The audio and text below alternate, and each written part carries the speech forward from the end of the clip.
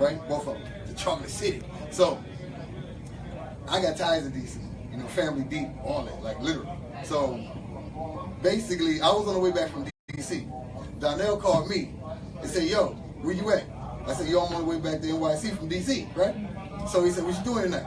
I said, "I ain't doing that, man. I just come in town, you know, what's going on?" So he said, "Come down to," I forgot the name of the studio, but where 106 and Park used to get recorded, right at 106 and Park. Like, that's the corner. That's why they called it that. But the same studio Dave Chappell took over with 106 and Park left. So I went there, and what it ended up being is the live taping portion for Dave Chappell's show, where he's on the stage and the crowd is in the live crowd, and then you know how he turns and say, and then, you know, check it out when he's on the stage and you go to the clips. Okay, so that's what that ended up being. So I'm gonna tell you what happened out of that. Now, I'm working at Starbucks. I'm seeing all these other comments and everything else, and Dave just come out of nowhere with me because of half-baked and everything else. Like, I didn't see him in the circle with everybody else. You know, so I was like, okay, see what's up with this dude. Like, I heard about it, but I never seen him. And like, literally, I'm sitting right here, and the stage is this close as me and you are. I have my foot up on the stage like this. I'm chilling on the stage. Like, I was in my seat, my foot's on the stage, I'm kicking back like literally. So, first of all, I'm like, why I get put way up here? Like, first of all, I'm like, in the door, boom, because there wasn't no special connection. Donnell was already backstage because he introduces, you know, Dave during the live portion. You know, Dave Chappell, that's him. When you hear him on TV, that's him. So, basically, oh, and the rich biatch, that's Donnell too. So I was there. I'm chilling on the stage. Now, Dave been a big hip hop head, right? Every show he want to battle somebody, get on the mic and battle. You know, so we're in New York now, mind you. About 500 people in the building. He said, okay, they had a technical difficulty with the tape. They was about to show a performance, I believe it was Most Def, Talib Kweli, and I forgot what song he was doing. I think it was Wick Common, I believe. But that was the situation. The tape got messed up. They had some technical difficulties, and he had to kill some time. So he said, any rappers in the building, any rappers in the building. Like, literally, he said it like 3 or 4 times, nobody moved. I'm like, hold up, we in New York and no rappers in the building? I'm like, you see him like, what the hell? I raised my hand. I'm right here at the stage. So we battle. Boom, boom, boom, boom. We go 2 lines, 2 lines. I let him get me because it was his show. You know, I can make the man feel bad. You know what I mean? Oh, I probably would have been kicked out instead of sitting on next to the stage. I've been kicked out the building. Hit that nigga out of here. Nah, I've heard Dave freestyle, so you gave it to him. We're gonna let you have it. Yeah, but so needless to say, it was his show, so I let him get the last line. You know what I'm saying? I let him. You know what I mean? So what happened was though, I ended up being the only person that sat in his leather seat, his black leather chair, the only person. And he said this on tape. It's all on tape. But Comedy Central won't give me the tape. What's wrong with y'all, man? I can't get my footage from me. Come on, man. What's up with that? So this footage is out there. Some people that work at Comedy Central have seen this footage that I'm talking about. Okay, the only person that battled Dave Chappelle and sat in his seat on his stage in New York City. I need that footage. So, anyway, it's out there. You know what I mean? But bottom line, battled him. Okay, boom. That was done. So, I'm at Starbucks again. Now I'm like, oh man, I served Dave Chappelle cappuccino. Oh man. And then now I'm on the show and I go to work and I get a phone call, and the phone call was, hey, how would you like to go do the Dave Chappelle show? I said, huh? Dave Chappelle? I said, I'm thinking to myself, damn, this battled them. Or some of them made cappuccino. What the hell are they talking about? You call it, is this a paid job? He's like, yeah, you don't get paid. I said, I'm gonna get paid to go be on Dave Chappelle show? And I just was there and I didn't get paid. I said, okay, yeah, I'll take that. So it ended up being the Prince episode with Charlie Murphy, Charlie Murphy True Hollywood Stories. So here's how that whole situation happened. I'm sitting around, right? Okay, and I was on Charlie Murphy team.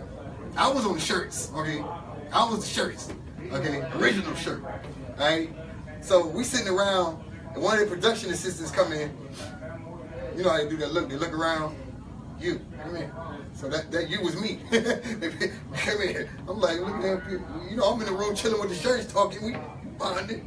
The next thing I know, I get snatched up, get put on the blouses. Now I didn't know the blouses was Prince's team. You know, Dave. You know, but you know. I'm sitting here like, hold up, they done traded me and I didn't get a chance to play. You know what I'm saying? So I ended up on the blouses. Needless to say, that's how I ended up picking Charlie Murphy, because I was the free pick man. You know what I'm saying? So it was like, it was crazy. I went from being, you know, just a part of the team to, you know, the man that's trying to set the game winning point score for the blouses. You know what I'm saying? The game winning pick for the blouses. You know, game blouses. All right, so that's how it went down, man. I'm just saying, man, check us out. Platinum Comedy Tour, man. It's happening. You want to ask him some questions? I know I'm throwing you in there. I'll give you the question. What inspired him? Come on, Portia. No, we ain't finna use my government. When they were using? We're using Sunny. Sunny. Because y'all gonna have people on Facebook looking me up talking about I know. Let me see what the hell. Let me see your I'm not the only Portia, thank goodness. Let's go see it. That's right. Yeah, you know, that is a good question. Is that what inspired you? Was that occurrence, that chance meeting with Dave, is that what really inspired you? Oh, or is it when they called back? Oh no, it was way before that. I mean, before Dave, I did a few other shows. You know, I'll just say a couple channels. I don't want to say the show, but you know, BET, MTV, TLC, Elemental Pete. No, I'm just kidding on the last one. But no, you know, some well-known people that had their own outlets on internet and things of that nature. So I was doing stuff before the Dave situation. It just happened, and it happened to be a tie with it because, you know, how, you know what I mean? It just happened that way. But before that, I was one of them kids that used to say, "You funny, you should do comedy." I'm like, it's different being natural out here and standing on the stage in front of motherfuckers saying, "Is your ass funny, nigga?" I just stepped out here and you go, you know what I'm saying? Oh, I love that. Tell me a joke. That's what they say when you tell me a joke. Rose and red, mine's blue. That elementary shit about it. No, so I mean, it's like, you know, if you used to being put on the spot with anything that you can do good with comedy, you know what I'm saying? Like, if you was a good liar as a kid, you know, a lot of you good liars when you was a kid, you know, you probably be good with comedy. And somebody gonna hit you with something from the left field, you gonna be like, ah, boom, I got you, get your ass out of here. And then that's when they gonna know, no hecklers allowed. You know, hecklers will get heckled back. You know what I'm saying? We come from the land of mama jokes and all that. Roasting sessions. Also come from the areas where you say some mama beat your ass. So, you know, that's a thin line between it. You know what I mean? So, yeah, it's crazy. I was inspired by mainly, like when I was little, you weren't supposed to listen to Red Fox. You weren't supposed to listen to damn Richard Pryor or you know, Dick Gregory or any of these people. You know what I'm saying? Rudy Ray Moore, any of those. I mean, Nipsey Russell. I mean, I can go on and on. You know, but you weren't supposed to listen to them. Not being my age. You know what I'm saying? Them records was hidden in a couple. You weren't supposed to be able to slide back and put out from way in the back. And then, man, you know what I'm saying? You know, so that's where that come from. And then, you know, HBO and everything else came into play. HBO Showtime, you see everybody now. Eddie Murphy, you know, all Eddie Murphy Raw, oh shit. You know, Eddie Murphy Raw, like, woo, man, Delirious, all that. It's like, what? This ain't no Beverly Hill Cop we talking about right here. So what makes you different? All these, all the big names you work with, you know, sometimes, all the big names you work with, sometimes you can definitely get pigeonholed, you can get stereotyped to be a certain type of comedian. What do you think makes you different? And do you think it's safe to stand on the platform of these big names because it adds pressure to what you're doing? You know, you tell somebody you work with Dave Chappell, I automatically expect you to be funny. If you don't make me laugh, I'm gonna start to question your story. Right. So what do you think sets you apart? I mean, it's a lot of different things. I mean, just like what set Dave apart from different people is the environment you came up in, it's the things and the people you're around, it's your upbringing, it's just different things. And then if you're a smart and witty person, then you know how to take these things and creatively put them out there so it's universal. You know what I'm saying? People be like, I know what you're talking about. Yeah, I used to have it in my house. Yeah, I got my ass whooped for that too. Yeah, I did that. Yeah, you got your butt with a switch and stitch your car. Hell damn. You like Penny from Good Times, right? You just what? Yeah, with everything. No, but I'm just saying though, it's crazy because, you know, if you're a traveling person, obviously you're gonna have more experiences than the person that didn't leave out their own backyard. You know what I'm saying? No different than Jay-Z and what he say from bits and pieces of places that people figure out, oh, you know? Like certain songs that people know, like the DMV area, since we in DC area, DMV, you know what I'm saying? the joint where he did 12 a.m. on the way to the club. Yeah.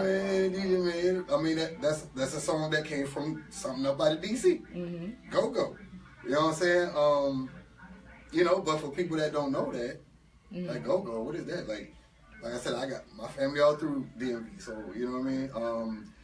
It's something that, again, people that don't know it, you take it over here, and I'm like, oh shit, the new shit. And they like, man, shit, it's been there 40 years now. They ain't do it. You know, but over here. So that speaks to versatility. Do you feel like, you know, that was something that definitely set Dave Chappell apart, because he was able to appeal to people from the hood, and then all the way up to businessmen, housewives. Everyone can laugh at Dave. Right, exactly. Even something simple as, like you said, the movie Half Baked, smoking something weed. That simple. You know, hey, white people smoke weed. Everybody smoke weed. They Puerto Ricans smoke weed. Like, yeah, they understand it, yeah. Because that type of stuff, you know, like I said, is universal. You know, it don't matter what race, color, creed, is it something that didn't happen, or you know about, or somebody in your family do it. And that's it, you know. And if you got a funny way of putting it out there, then, you know, it's basically going to be funny to everybody, because they know somebody did this. You know, this happened somewhere. One of y'all did this shit. So you feel like your ability to be versatile is very strong. Oh, of course. You know, I mean, yeah, I can float, yeah. How do you handle hecklers? What's your go-to? Are you a D-Ray? Let me roast you, make you cry in front of everybody? Or are you you know, let me put you out like George Lopez? See, what's your style when it comes to somebody heckling you on stage? With that creativity and that flexibility, right?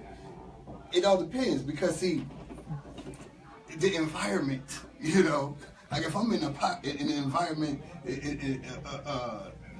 politically spirited, we'll fight the power, power. Elvis, what's it? You know what I'm saying? We all, you know what I mean? But if we in the hood type situation, then, you know, we gotta come straight out, fuck you, fuck you, fuck you. You know what I'm saying? Like, for real. You know what I mean? They're gonna be like, oh shit, yeah. You know, but if it, you know, it depends. Again, like, if you know how to walk in certain hoods, certain areas, then you gonna do what you need to do. You know what I'm saying? So let me ask you this question: is anything off limits with Trump being in the White House now, and so much racial division, and people so sensitive, and everything is so politically correct? Do you feel like anything is off limits now? Maybe there should be some things that comedians should not be touching, because, you know, transgenders, you touch that, you know, you might need security. They're not playing about their respect. So do you feel like anything is off limits, as opposed to in the 80s and 90s, you know, they talked about everything? Oh man, most of all the good material is off limits for comedians. Damn it. That's true. You know what I'm saying? That's the problem. Most of the good material is off limits. Damn it. I mean, you seen what the lady did. She had a Trump head. Yeah. They damn near wanted to hang her ass. Oh, wow. Kathy Griffin. I said, damn, right. I'm like, damn, Kathy. Not smart. Ain't nothing laughing no more. No laughing Kathy for you, damn it. I mean, but it's crazy, man. I mean, it's like, that's what it used to be back then. Like I said, Richard Pryor, Eddie Murphy, they can talk about anything.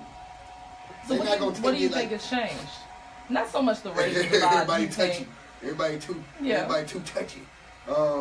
You know, it might be somewhere up in that pool of what you mentioned, the transgenders and the transforming and all that. You know, the Transformers, man, I'm trying to tell you, boy. Transformer. I tell you, them Octagons and Decepticons, oh, you know, you look, why you think a Transformer called Decepticon? They're going to deceive you. Exactly. And con you. Decept and con. You know, you feel me? So, I mean, it's like, it's a whole area I got just in that. Yeah. But it's like, will they accept me on stage as the fruity pink man saying gay jokes? Now, I'm tell you what's so ironic. They just might. Why? Because RuPaul said a gay joke, it's all higgly giggly. Yeah. Okay? If Ellen said a gay joke, it's all higgly giggly. Who else? I mean, shit, it don't matter. Whoever, anybody in the upper echelon of gayism, okay, if they say a gay joke, it's all good as accepted because they in a life. You know what I'm saying? That's the real rainbow coalition, the upper echelon. It's just like how we feel about, we can talk about us, but we don't want them talking about us. Right. You can't say nigga. You say nigga, I'll fuck you up. You remember Michael Richards? Michael Richards got on stage in New York and said the N-word repeatedly to prove a point. Right. That there is a divide, a comedic but divide that we are allowed to deal with. The sappy, the crappy, you know. So do you think social media has affected what we can and cannot talk about? Oh man, I mean, more definitely. Like G Money said, and then more definitely. It most definitely affected. Most definitely, yeah. G Money, New Jack City. It's kind of like what Lil Duval is going through right now. He made a comment on the Breakfast Club about transgender people being honest, and he was crucified on Instagram, Twitter, everywhere about it. Okay, now was this before or after the Charlotte situation? I want to say it was after. After. I can't say. I'm just going. No. It was before. It was before. Oh, yes, it was before the Charlotte situation. It was. Oh, yes. Oh, damn it! See now. See, you got to figure out which way to go before you go. Yeah. Now, see, damn it, Lil Duval, they probably blaming him for the whole Charlotte situation. I don't know if they're blaming him, but no, but I'm just saying though. But you see, again, if they shut down Lil Duval, they shut down the NBA All-Star Weekend. Now, how the hell who they shut down the NBA All-Star Weekend? Come on, because of a bathroom technicality? Oh my goodness. But do you think that's what makes comics legendary, their ability to piss people off? Because I really feel like if you're not making anybody mad, you're not really doing a good job. You're not touching on life the way you should be, because somebody should feel